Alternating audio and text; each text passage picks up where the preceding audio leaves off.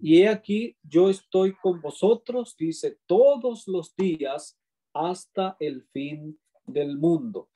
Así que esta es una parte importante donde se basa, pues, digamos, este material. Y quiero comenzar diciéndoles o continuar diciéndoles que esto es un proceso. Aquí se trata de discipulado. El Señor no mandó a la iglesia a buscar, a crecer numéricamente solamente y a llenar los espacios del templo. Eso es importante, pero eso vendrá como resultado de hacer discípulos. La misión que tenemos es predicar el evangelio y hacer discípulos, no para esta tierra, no para una iglesia, sino para el reino de los cielos. ¿Cómo les parece entonces esa declaración? ¿Están de acuerdo? Sí. Totalmente. Ok, perfecto. Así que la idea de involucrarnos en esta obra maravillosa no ha sido del ser humano, no ha sido de ninguna organización, de la corporación, del cuerpo, digamos, corporativo de la iglesia, el conjunto, no ha sido idea de un pastor, del ministerio personal de la iglesia Stonehenge, ha sido idea original de Dios. Y todo miembro involucrado es la forma de Dios de preparar a su pueblo y al mundo para el gran evento. ¿Cuál es ese evento? La segunda venida de Jesús. Amén, ¿verdad? La segunda venida de Jesús. Así que todo comienza con un encuentro con Dios, con una visión de prepararnos para la segunda venida de Jesús. Eso significa prepararnos para el reino de Dios. Allí se describe claramente la visión. Fue la visión de Jesús cuando vino a este mundo. Dice, yo he venido para buscar y para salvar lo que se había perdido. Su amor lo movió. Es necesario que entendamos también entonces en este momento lo importante de la misión. ¿Creen ustedes que es posible involucrar a todos los creyentes? ¿Qué piensan ustedes? ¿Será posible? Como dice ahí una misión, ¿verdad? Leemos lo que está en rojo. Misión posible, ¿verdad? Tachamos allí la IM y podemos decir que es una misión posible. Solamente es posible esta misión cuando permitimos que el Espíritu Santo pueda guiar a su iglesia. ¿Está bien? Así que en este capítulo 1 vamos a entender algunos principios importantes. ¿Está bien? Muy importantes. Y es que Dios no nos ha dado la misión porque Él no la pudiera realizar. En poco tiempo pudo haber terminado la obra, ¿no creen ustedes?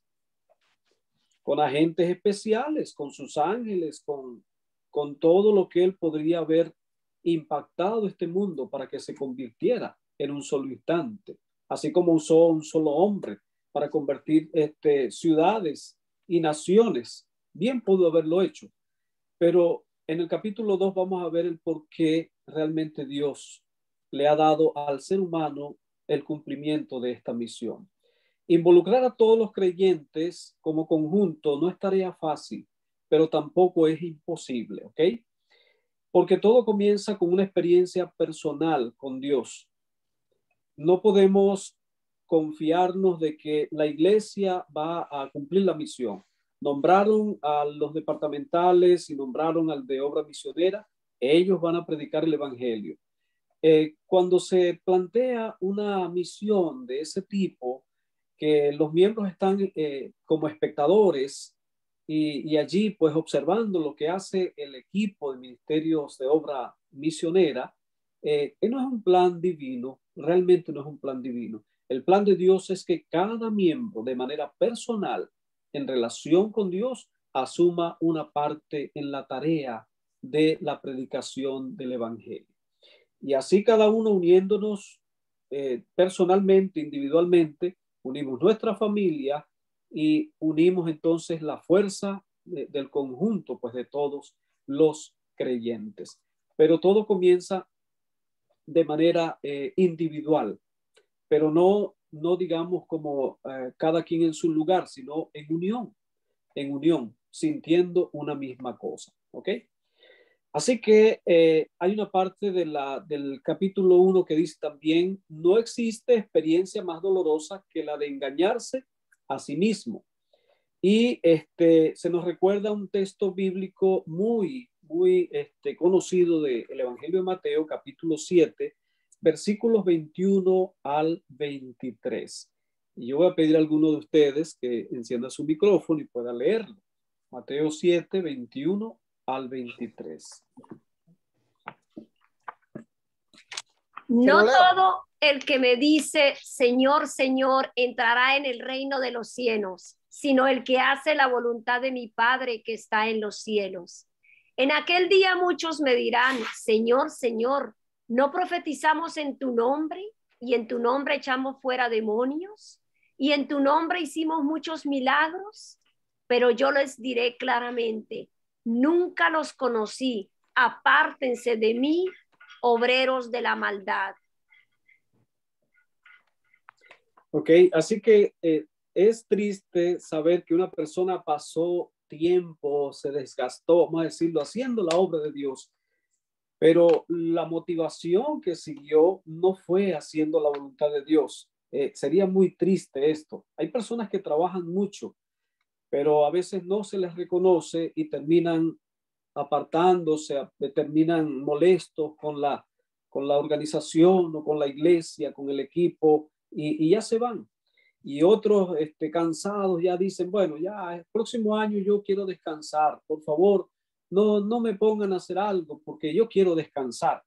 Es una actitud como si nuestro líder que nos dio la comisión fuera uno de los seres humanos, pero podría estar equivocada una persona si piensa de esa manera, ¿está bien? Así que es importante que nosotros entendamos que si no hacemos la voluntad de Dios, si no seguimos el plan de Dios, estamos engañados, ¿ok? Los seres humanos no podemos olvidar que Dios tiene un plan y que Él puede entonces guiarnos al cumplimiento de ese plan también, ¿ok? Si lo hacemos, si actuamos contrario al plan de Dios, corremos entonces el riesgo de llegar al día final, en ese momento, ¿verdad? Cuando el Señor dice, mira, no todo el que me dice Señor, Señor entrará al reino de los cielos. Y en Mateo 25, en el juicio, dice, apartados de mí, hacedores de maldad. Y ellos le reclaman y le dicen, pero en tu nombre hicimos milagros, echamos fuera demonios. Entonces él le dijo, apartados de mí, nunca os conocí. Así que se pueden hacer muchas cosas buenas en sí mismas, que parecen una obra de amor, inclusive hacia el prójimo, predicando el evangelio con la mejor intención, pero si no hacemos la voluntad del Padre, entonces no habrá esa, digamos, esa recompensa del reino de los cielos. Esto es bien importante, ¿está bien? Yo quiero compartir con ustedes y yo quisiera escucharlos ustedes también, qué opinan de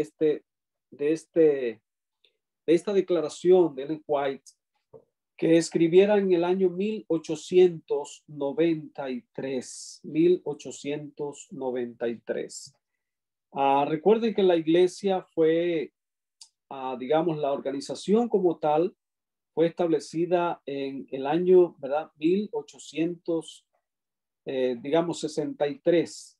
¿Ok? Estamos hablando de unos 30, ¿sí? 30 años. Después de la organización como tal. En 1860 recibió el nombre de Adventista del Séptimo Día y en el 63 se establece la primera organización. Después de muchos debates, no estaban de acuerdo con una organización porque parecía que iba a ser como Babilonia. Y tal vez ya leyeron esta cita, ¿ok? Es una solemne declaración la que hago a la iglesia, dice, de que ni uno de cada 20, imagínense ese porcentaje o esa estadística, dice, ni uno de cada 20 de aquellos cuyos nombres están registrados en los libros de la iglesia se haya preparado para terminar su historia terrenal y que estarían tan ciertamente sin Dios y sin esperanza en el mundo como el pecador común. Servicio Cristiano en la página 54. Esto fue recogido también en un boletín de ese año, ¿okay? De la Conferencia General, 1893. Ya tenían 30 años trabajando, ¿okay?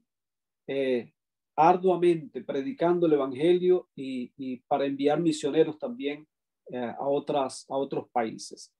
Pero ¿cómo les parece esta declaración? ¿Alguien podría participar? Podemos participar. Este es digamos, un seminario abierto, ¿verdad? Podemos compartir ideas y vamos a ir construyendo sobre todo este proceso, ¿verdad? De discipulado. Sé que habían escuchado esta declaración antes. ¿Cómo les parece? ¿Qué piensan?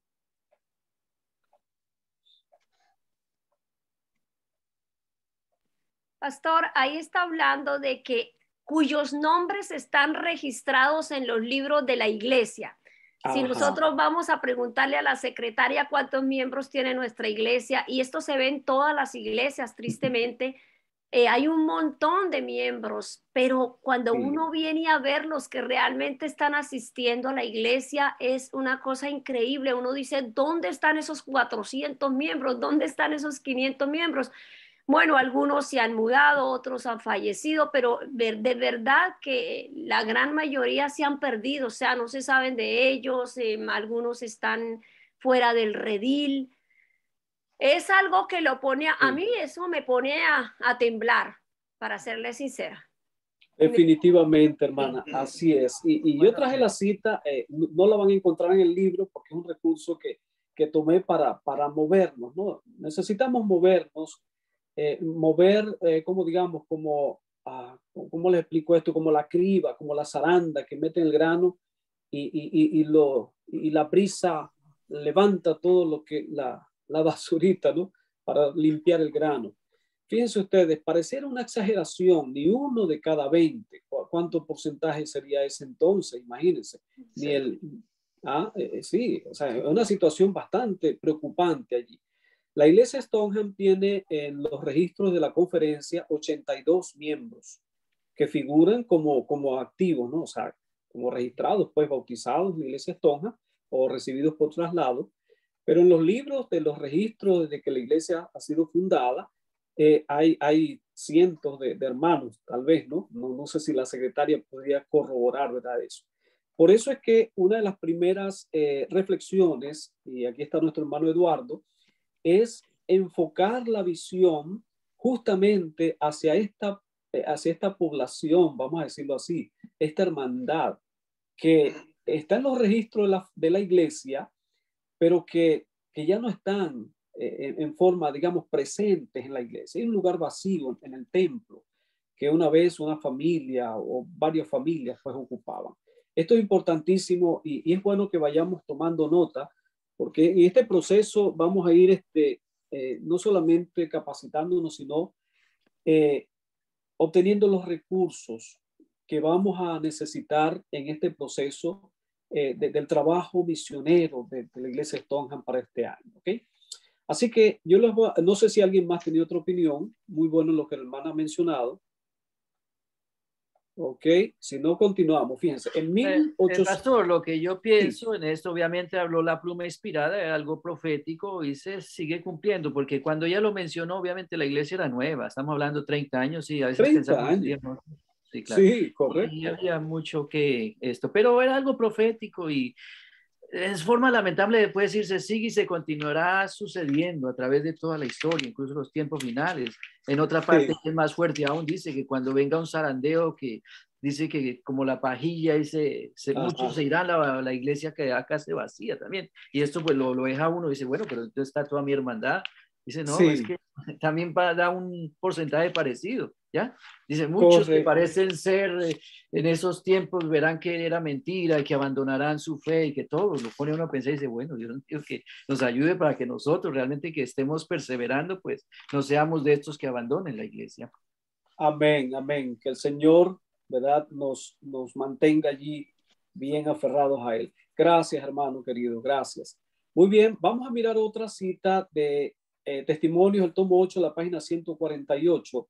Esta fue escrita 2 años después, en 1895, a los 32 años de la organización, fíjense. Y ella dice ahora no solamente ni uno de cada 20, ahora como dice, ni uno entre ¿cuánto? Entre 100. Entre 100, o sea, ni el 1%. Eso de verdad que da un escalofrío allí. Dice, de nosotros, es decir, ella se incluye también, dice, está haciendo algo más que estar ocupado en actividades mundanales y comunes, dice. No estamos ni siquiera medio despiertos ante el valor de las almas por las cuales Cristo murió.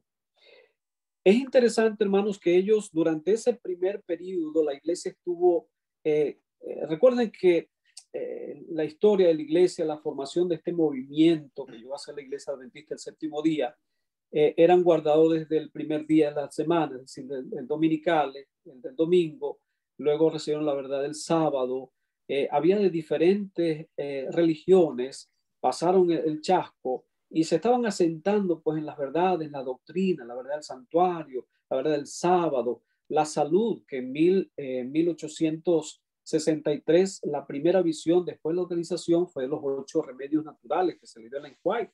Es decir, ellos estaban gestando todo ese compendio de enseñanzas, de creencias bíblicas, ¿ok? Pero hace una acotación especial, dice, ni siquiera medio despiertos, pero respecto, dice, del valor de quién, de las almas por las cuales Cristo murió. Es decir, tenían un enfoque doctrinal, ¿verdad? Estudiaban cada sábado, hacían vigilias de estudio, oraban y cada vez iban surgiendo doctrinas. Eran debates teológicos de cristología, de justificación por la fe. Más tarde, en 1888, fue un congreso de justificación por fe. Y ellos estaban allí, pues, en la ley, todo aquello, el tiempo del fin. Pero el valor de las almas parecía que en ese momento ni uno entre 100 estaba haciendo o estaba preocupado u ocupado por ver el valor de las almas por las cuales Cristo murió. Entonces, fíjense, si nosotros comparamos aquel tiempo con el nuestro, ¿qué podríamos esperar? Yo coloqué acá el porqué de esa cita, especialmente de la cita de cada, ni uno en cada 20, ¿verdad?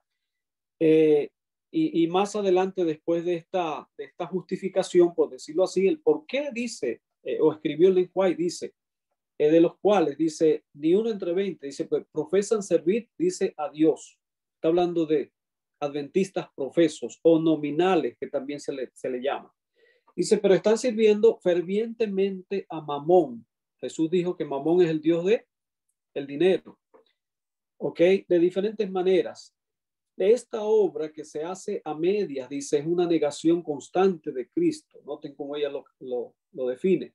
Más bien que una confesión de Jesús. Dice, muchos han traído a la iglesia su propio espíritu insubordinado, carente de refinamiento. Su gusto espiritual está pervertido por sus propias corrupciones inmorales y degradantes y simbolizan al mundo en espíritu, en corazón y en propósito, conformándose a sí mismos en prácticas lujuriosas, completamente llenos de engaño en su profesa vida cristiana. Y luego concluye esta parte diciendo, viven como pecadores y pretenden ser cristianos. Está en la página 52 también de Servicio Cristiano. Por eso, por estas razones que ella mencionó, ¿verdad? Que ni uno de cada 20 de aquellos cuyos nombres están registrados en los libros de la iglesia se haya preparado para terminar su obra, su historia, terrenal, y que estarían ciertamente sin Dios y sin esperanza en el mundo como el pecador común. Entonces quiero hacer una conclusión de esta parte de la cita. Fíjense. Volvemos nuevamente a la cita. Hay por lo menos puede haber algunas aplicaciones actuales. La primera de ellas es que la situación de hoy podría ser idéntica a la descrita en el año 1893. ¿Está bien? Si es así, que es una situación actual idéntica, entonces este mensaje se aplica para nosotros también, tanto como a ellos como para nosotros también, ¿ok? En la condición espiritual. En segundo lugar, la situación de hoy, otra aplicación, ¿verdad? La situación de hoy es peor que en 1893. Si es peor que en 1893, entonces deberíamos nosotros ocuparnos urgentemente en que el poder de Dios pueda hacer un cambio en cada uno de nosotros personalmente. Y la tercera aplicación es si la situación de hoy es mejor que en 1893, entonces no aplicaría a nosotros esa solemne amonestación o declaración de ese tiempo de 1893. ¿Qué piensan ustedes? ¿Está hoy día la iglesia idéntica? ¿Está peor o está mejor? Peor. En ese sentido. ¿Alguno opina que peor?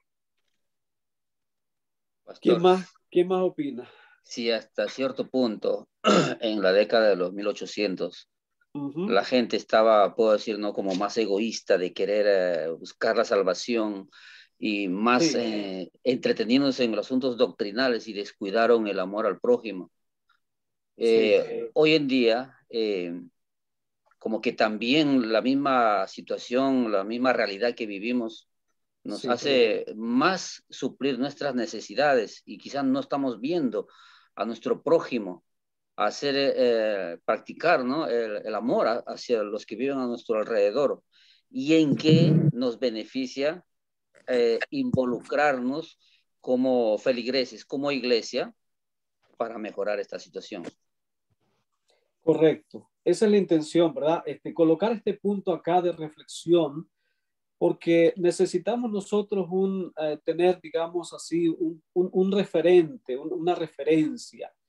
Y hoy podríamos nosotros, muchas veces vemos a nuestros hermanos que se esforzaron, los pioneros en una iglesia, y ellos lloran, ellos oran, le dicen al Señor, Señor, ¿dónde está el espíritu de amor por las personas, misionero, de ayudar, de ir por las personas? Y ellos lo sufren, y de cuando en cuando lo pueden expresar a alguien. Y dice, no vemos más preocupación como la que había antes. Y esta iglesia, y sí se hablan de las experiencias a veces pasadas, ¿no? Dice, y yo recuerdo cuando en la iglesia y pasaba esto y pasaba lo otro. Cada tiempo parece mejor para el pasado, ¿verdad? Pero esto debe traernos hoy a una profunda reflexión, mis queridos hermanos. Fíjense, hay un estudio misiológico, yo quiero compartir rápidamente estos datos con ustedes antes de seguir. La población mundial sobrepasa ya los 7.000 millones de habitantes. Para ser más específico, allí está el número, el segundo número, ¿verdad? 7.9, diríamos así, 7.9 mil millones. Imagínense, ya casi los 8.000 millones de habitantes en el planeta. Se divide entonces entre cristianos, el mundo está dividido entre cristianos y no cristianos. ¿Está bien? La población mundial. Los cristianos, según el estudio, 1 de cada 10 son cristianos creyentes. Si pudiéramos aplicar esto a la iglesia de Stoneham, no es fácil aplicarlo porque estamos hablando de miembros de iglesia que hicieron un pacto con Dios y eso no hay que ponerlo en duda, ¿está bien? Obviamente tomando el referente de que los que están en los libros de iglesia no son todos los que están asistiendo e involucrados y compartiendo el mensaje con otros. Esto es bien importante.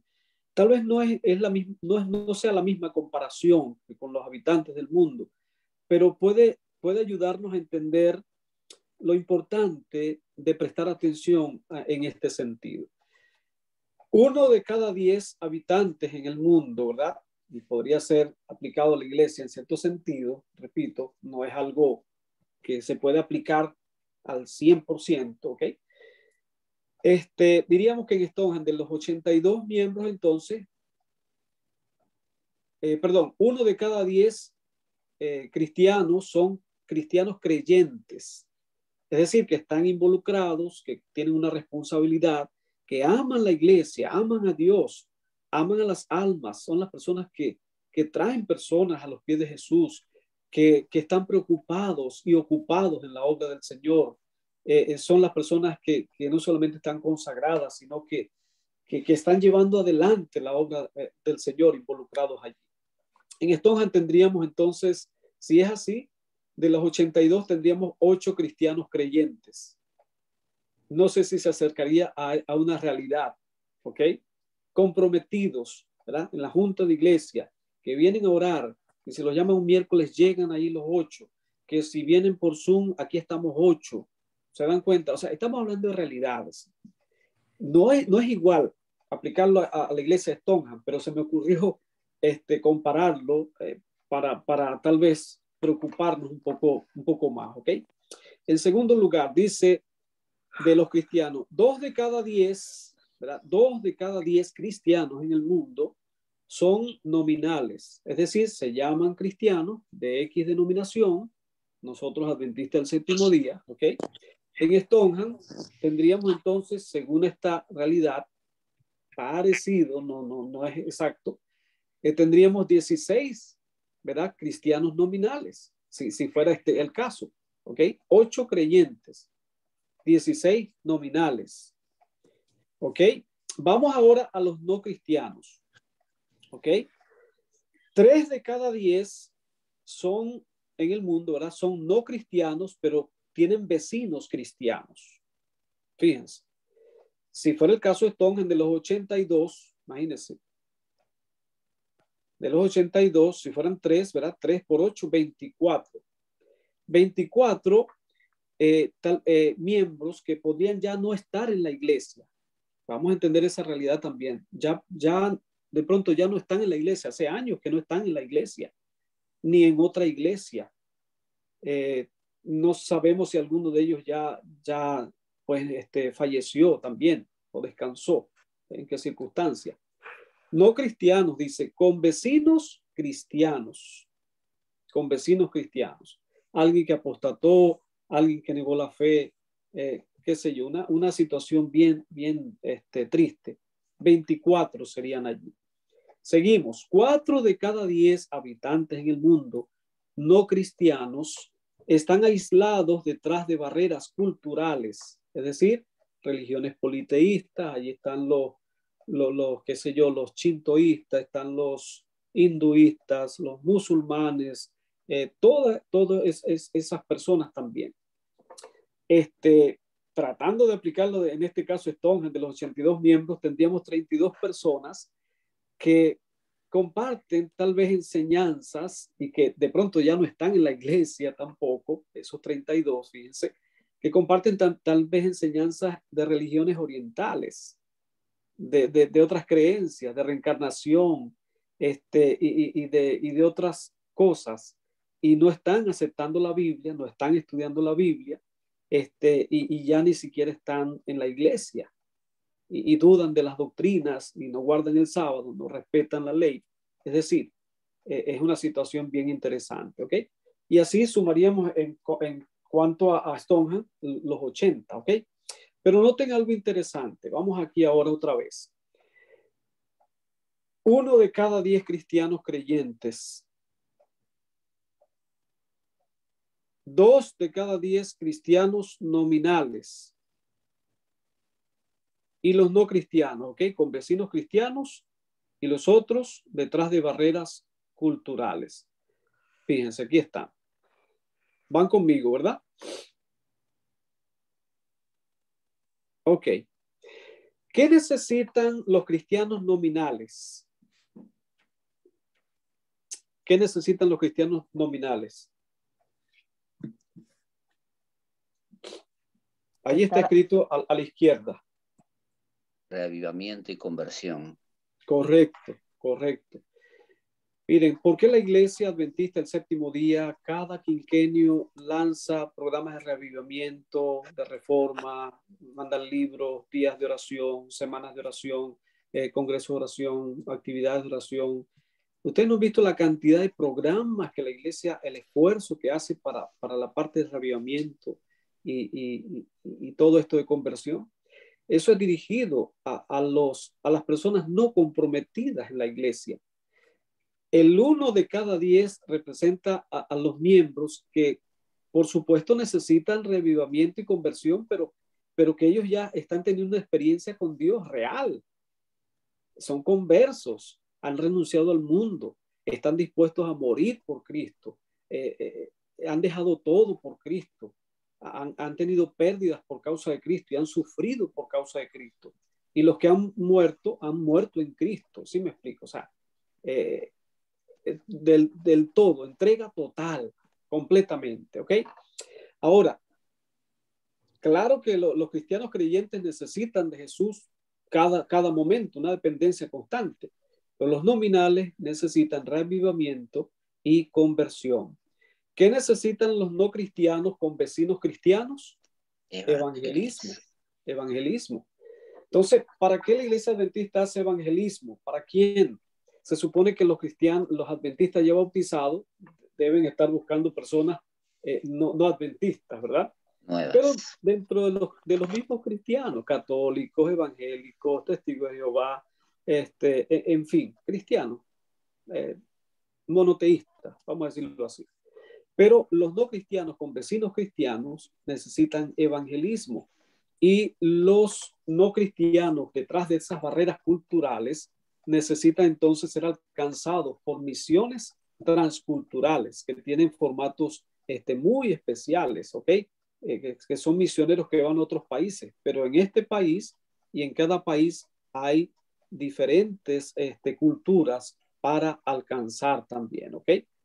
Ok, vamos concluyendo entonces con una pregunta que dice, ¿quién es responsable por la evangelización del mundo entonces? ¿Quién creen ustedes de estos grupos, de estos 4 grupos que es responsable por la evangelización del mundo? ¿Qué piensan ustedes? 1 de 10. El 1 de 10. El 1 de 10, dice el hermano Eduardo. ¿Quién más? ¿Hay otra opinión?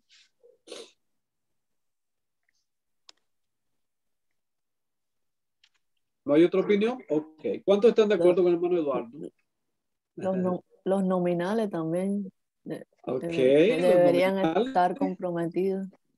Ok. Es bien importante, ok. No, fíjense que los cristianos, o vamos a ser más específicos, los adventistas nominales, también asisten a la iglesia, ok. Contribuyen con los recursos, llámese diezmo, ofrenda, tiempo, predican, participan, ok. Pero hay una diferencia. Muchos solamente el sábado van, hacen una presentación y ya no se cuentan más con ellos. Nosotros tenemos que hablar, hermanos, con toda sinceridad. Si necesitamos en este proceso de discipulado y vamos al Señor buscando respuestas y prepararnos para lo que Dios quiere hacer, debemos ser francos con nosotros mismos y saber en dónde estamos para dirigirnos hacia donde Dios quiere que realmente estemos, ¿ok? No es que los nominales no hagan algo, y la hermana tiene razón. Los nominales también tienen la responsabilidad por la evangelización del mundo, pero están en una condición, ¿verdad? Digamos, cómoda, vamos a decirlo así. Ahora, justamente los cristianos creyentes son los instrumentos de Dios, ¿ok? Los de entrega total, no ven hora, de día, de noche. Miren, ustedes conocen a los hermanos que hacen esfuerzos de toda naturaleza y no dudan en ir a un lugar, en dedicar tiempo, recursos, cuando se los necesita. Ahí están ellos, son cristianos creyentes. Y ustedes los conocen en Stonehenge, hermano. Ustedes los pueden identificar claramente, ¿ok? Dice aquí, son la única esperanza, son la única esperanza. Pero ¿de qué manera? Fíjense, los cristianos creyentes oran y contribuyen para motivar y para, digámoslo así, para motivar un reavivamiento o conversión en los cristianos nominales, para hacer una influencia positiva, por el ejemplo, no con de mala manera, no con reclamos o alegatos, sino con el ejemplo y con amor, ¿ok? Estos cristianos nominales deben tener una experiencia de reavivamiento y conversión y pasar a ser cristianos creyentes. Ese es el gran objetivo, y unirse a la evangelización. Y luego entonces, tanto los cristianos creyentes como los nominales, ya pasando esa barrera, van entonces a evangelizar a los no cristianos con vecinos cristianos, ¿ok? Y ese mismo grupo de cristianos creyentes, así como fue el Probad y Ved del sábado, de esa pareja que fue allí a esos países, ¿verdad? A ese país, a esa etnia, a ser misioneros. Asimismo, hay personas que estarían dispuestas a ir a otros países, a otros etnias, y aquí mismo en esta nación, a predicarle a otras personas. ¿Está bien? Así que bueno, quería compartir eso con ustedes, ¿ok? No es solo que prediquemos el evangelio, ¿ok? Sino que se trata de que Dios, si se tratara, perdón, dice solo de predicar el evangelio, Dios podría hacerlo sin nuestra ayuda. Entonces la iglesia debe cumplir la misión involucrando a cada creyente, porque el ser humano necesita hacerlo. Es un asunto de supervivencia, ¿verdad? Dice espiritual, ¿ok? Otros pensamientos allí, ¿verdad? Dice con los animales o con las piedras. ¿Recuerdan el caso de Balaam? ¿A quién usó Dios para hablarle a Balaam? Imagínense ustedes, ¿ok? Dios podría usar todos esos elementos. Los seres humanos no podemos olvidar el plan divino y crear nuestros propios planes, creyendo que de este modo estamos ayudando a Dios, ¿ok? Ahora, ¿cuál es el plan divino? ¿Alguien puede leer esta parte? Dice del plan divino, es evidente.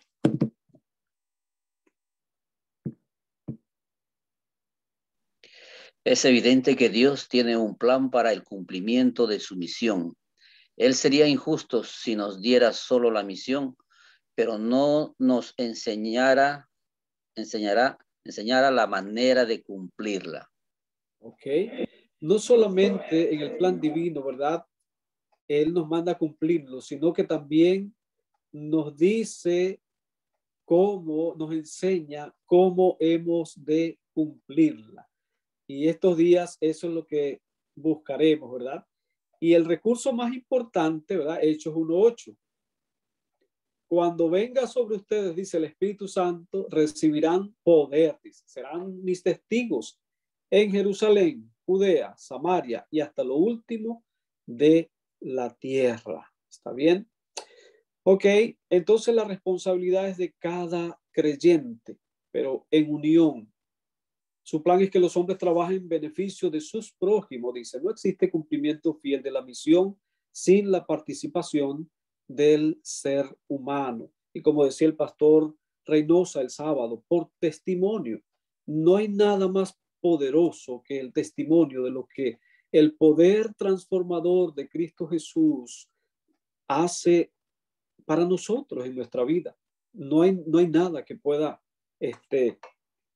rebatir o contradecir un testimonio personal, ¿ok? Una obra individual. El concepto se presenta, dice simple, el Señor deja a cada uno su obra, pero no olvidemos, no es una obra independiente, es una obra interdependiente, es decir, dependemos los unos con los otros, unidos como un solo equipo, ¿está bien? Y así de esa manera la misión sería entonces concluida. Si cada uno de vosotros fuera un misionero vivo, dice el Testimonio 6, la página 438, misionero vivo, el mensaje para este tiempo sería rápidamente proclamado en todos los países, dice, a toda nación, tribu y lengua. ¿Está bien? Bueno, ¿qué les parece? Hemos avanzado en el tiempo. Todavía nos queda tiempo. ¿Qué dice Eduardo? ¿Qué dicen los hermanos? Si quieren hacer algún comentario. Hemos tratado de resumir, solo que incluimos algunas cosas que pensé pues que podría ayudarnos a meditar más a profundidad. Los temas son muy interesantes y muy profundos. Sí. Y yo creo que con el tiempo que tenemos es muy corto para ocupar los dos capítulos.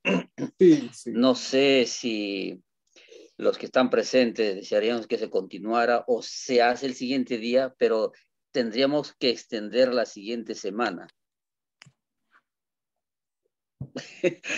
Estamos a disposición, sí. Solo queremos pues respetar el periodo de tiempo, que no se extienda mucho, ¿verdad?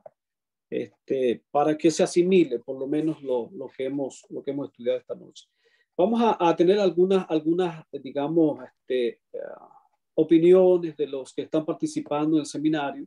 Si hay alguna pregunta, alguna inquietud, tal vez de algún otro momento van a escuchar algunas cosas, tal vez que golpean un poquito, ¿verdad? Nuestros conceptos, pero siempre vamos a tratar de sustentar lo que estamos diciendo y no apartarnos pues del propósito, ¿no? No lo hacemos con el fin de hacer críticas, sino de sacudir pues nuestra mente, nuestros pensamientos. ¿De acuerdo? Yo tengo una pregunta. Sí. ¿Cómo ser un misionero vivo? ¿Cómo yo aprendo a ser un misionero vivo? Ok, esa es una pregunta muy importante. Ok, es una pregunta bien importante. Hoy hemos establecido en el primer capítulo la parte del privilegio pues, que tenemos para predicar el evangelio, ¿está bien? Y de entender nuestra condición. En la medida que vayamos avanzando, se nos van a ir dando pasos prácticos de cómo llegar entonces a ser misioneros vivos. Es el proceso del discipulado, ¿está bien? El discipulado. Y para ser un misionero vivo necesitamos, como se mencionó aquí, pues que cada uno de nosotros comprenda en primer lugar que tenemos una misión de manera personal, que no podemos delegar a otro, que es nuestro privilegio de decir a otros lo que Cristo ha hecho en nosotros. Un misionero vivo es vivo en el sentido de que da un mensaje para vida. Y ese mensaje para vida solo está contenido en la experiencia con Jesús. No es igual que yo cuente de la experiencia de Pedro y las personas pueden llorar y venir arrepentidas en un llamado a aceptar a Cristo, a que yo cuente mi testimonio, por sencillo que pueda ser. Pero no es lo extraordinario que vive el ser humano, sino lo extraordinario que Dios hace en nuestra vida. Eso es lo que hace que el misionero viva y comunique un mensaje para vida, que vivifica, ¿sí? El mensaje vivo es el mensaje de poder, y el poder está en una vida que está siendo transformada por el poder del Espíritu Santo, ¿está bien? Hay otros elementos que iremos viendo durante esta semana que justamente en el discipulado van a enseñarnos cómo ser un misionero vivo, ¿está bien? Misionero vivo, que vive la palabra y que da palabra de vida también, ¿ok? No sé si respondí en parte a su pregunta. Pero depende de la experiencia con Cristo Jesús. Si no hay experiencia con Cristo Jesús, no hay vida, no hay misionero vivo, no hay vida. Como a veces decimos, ahí, no, tú no tienes vida. Okay. La palabra llega, pero no tiene fuerza, no tiene poder. No tiene sal. No tiene sal, okay, no tiene sazón. Ahí está, es una ilustración maravillosa. Así que no es la elocuencia en la palabra, ¿está bien? No es la elocuencia lo que hace un misionero vivo, no es que predica bonito y todos se maravillan, no es que hace cosas extraordinarias que otros no pueden hacer y que lo aplauden, no. Misionero vivo es el que conoce a Jesús por experiencia y puede, más allá de las palabras, decir, yo amo a Jesús, Él me ama y Él me ha transformado. Y yo vivo para Él. Y predico lo que Él ha hecho en mi vida. Eso hace un misionero vivo, realmente vivo. Sí. Gracias. No es teórico, ¿no? Es vivido. Es lo que vive, exactamente. Sí. Okay. Bien, ¿algún otro comentario? Y cuando terminemos, entonces le hago el pase a Eduardo para que haga el cierre y aprovechar pues bien el tiempo. Yo estoy bien contento y tengo grandes expectativas para que Dios pueda mostrarnos el camino de lo que Él desea en su plan, ¿está bien? Y no olviden lo que les dije, este no es un plan de una organización, de la iglesia, del pastor, de ministerios personales. Es Dios moviéndonos, es el Espíritu Santo moviéndonos para algo que Él ya desde mucho antes quiere hacer en nosotros y a través de nosotros. Y no nos dé temor. Podremos ver una iglesia que de pronto a nuestro parecer dice, pero somos tan pocos y mira tan poquitos comprometidos y nadie quiere apoyar. No, esos pensamientos no tienen lugar cuando realmente necesitamos dar oportunidad para que Dios impacte nuestras vidas. Si permitimos eso, no va a ser nuestra expectativa, sino lo que Dios quiere hacer, ¿está bien? Así que bueno, yo creo que nos preparamos para mañana. Esperamos hacer un condensado, ¿verdad? De los temas para poder abarcar lo mejor posible. Y traten de conseguir el material, el libro o el